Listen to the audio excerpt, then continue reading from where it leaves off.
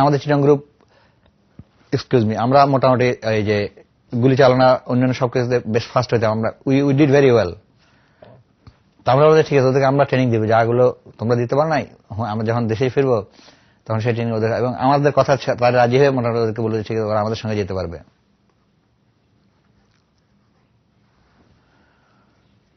আমাদের ট্রেনিং শেষ হওয়ার পরে আমাদেরকে নিয়ে আসা হলো কিন্তু এই যে আবার আগরতলা থেকে উদয়পুর একটা আমাদের বেস ক্যাম্প ছিল, ট্রানজিট ক্যাম্প বলে। তো আগরতলার পাশে উদয়পুরে ছিলাম আমরা, ওখানে আমরা জাস্ট ওয়েট করতে করতে টায়ার্ড হয়ে গেলাম যে কখন আমাদের জিনিস আসবে, কখন আমরা দেশে ঢুকতে পারবো। তখন আমাদের নেতৃবৃন্দ বলেন যে তোমাদের অস্ত্রশস্ত্র না আসলে তোমরা ঢুকতে পারবে না। তো অস্ত্রশস্ত্র আসলে আসা শুরু করলো এবং ওই এক্সাইটেড যে আমরা বাংলাদেশে ঢুকতেছি। যখন উদয়পুরে এসে দেখলাম যে ওখানে অনেক আরো লোকজন এসছে বিভিন্ন খান থেকে। কেনা আমাদের ট্রেনিং তো হয়েছে দেরাদুন, হাফলং এ আমাদের একটা গ্রুপে ট্রেনিং হয়েছে, যেটা আমি আগে বলছি যে যাদেরকে জুনিয়র লিডার বলা হবে। হাফলং এর অনেক ছেলে মেয়ে জ্বর হয়েছে ওখানে। হাফলং হচ্ছে আসামের একটা জায়গা। তো ওখানে আমার খুব বন্ধু একজনকে দেখলাম, মনিকে, সে আসছে নোয়াখালীর গ্রুপে। তো মনিকে দেখে আমাদেরকে দেখে খুব অবাক হয়ে গেল। মনি বলছে শুন তোরা কোথায় যাচ্ছিস? আমরা চিটাং যাচ্ছি, চিটাং গ্রুপে। মনি বলছেন দোস্ত আমাকে নিয়ে চল তোদের সঙ্গে। আমরা সেটা মনিকে, আমরা তখন রব ভাই ছিল, আসাম আব্দুর রব, সে ছিল নোয়াখালী গ্রুপের ইনচার্জ। আমরা রব ভাইকে বললাম যে রব ভাই মনিকে আমাদের সঙ্গে আসতে দেন। রব ভাই বলছেন না সে কেমনে যাবে, সে তো নোয়াখালী গ্রুপে ট্রেনিং নিচ্ছে। নোয়াখালী গ্রুপে ট্রেনিং নিলে কি হয়েছে, সে তো নোয়াখালী কিছু চেনে না। আমার মতো, আমার বাড়ি তো নোয়াখালী, আমি তো চিটাং গ্রুপে আছি।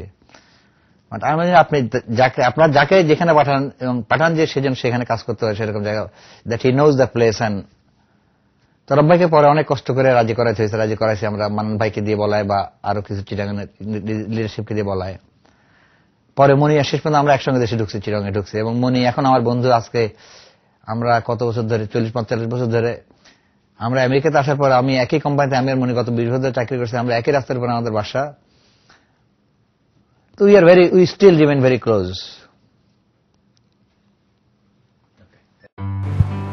আমি 2007 সালের প্রথম দিকে কামরুল ভাইয়ের এই সাক্ষাৎকারটি গ্রহণ করি।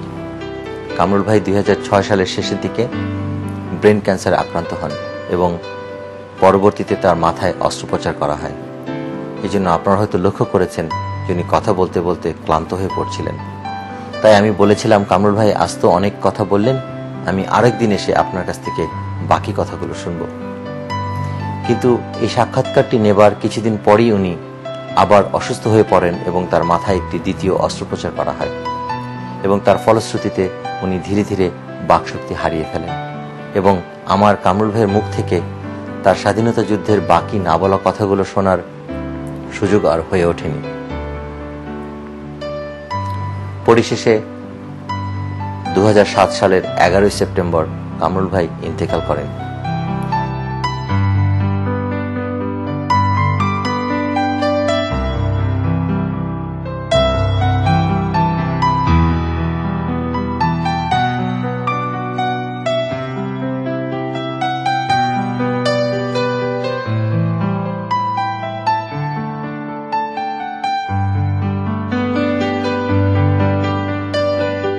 তার মৃত্যুর পর যে দেশের জন্য উনি তার নিজের প্রাণ বিলিয়ে দেবার জন্য প্রস্তুত ছিলেন, যে দেশের মানুষের জন্য ওনার সারাটা জীবন ওনার প্রাণ কেঁদেছে, তাদেরকে উনি সাহায্য করেছেন, সেই দেশের লাল সবুজ পতাকায় আমরা তার মরদেহ ঢেকে দিয়েছিলাম এবং পরিশেষে সেই পতাকা আমরা তার পরিবারকে হস্তান্তর করি।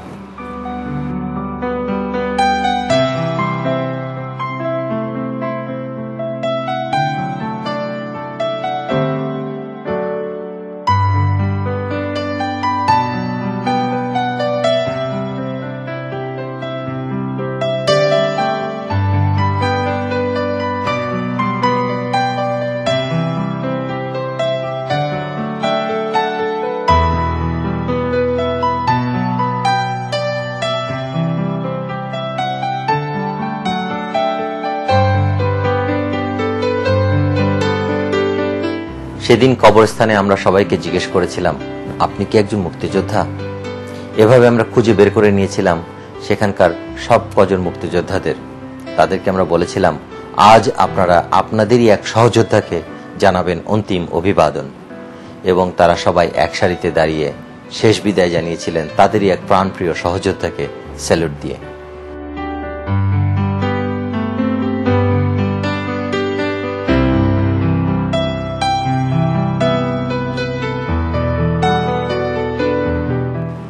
মানুষ যখন দেশের জন্য অথবা অন্য মানুষের জন্য নিজের জীবনটা বিলিয়ে দেয় অথবা দিতে চায়, তখনই সে উত্তীর্ণ হয়ে যায় জীবনের সবচেয়ে বড় কঠিন পরীক্ষায়। তার নশ্বর দেহ এর পরবর্তীতে হয়তো মাটিতে বিলীন হয়ে যায়, কিন্তু সে বেঁচে থাকে অজস্র মানুষের হৃদয়ে। আমরা ওই ধরনের মানুষকে নিয়ে গান গাই, কবিতা লিখি, চলচ্চিত্র বানাই। আমাদের কামরুল ভাই এমনই একজন মানুষ। মানুষকে ভালোবাসার কারণেই উনি মানুষের ভালোবাসার মাঝেই বেঁচে থাকবেন আজীবন। ধন্যবাদ।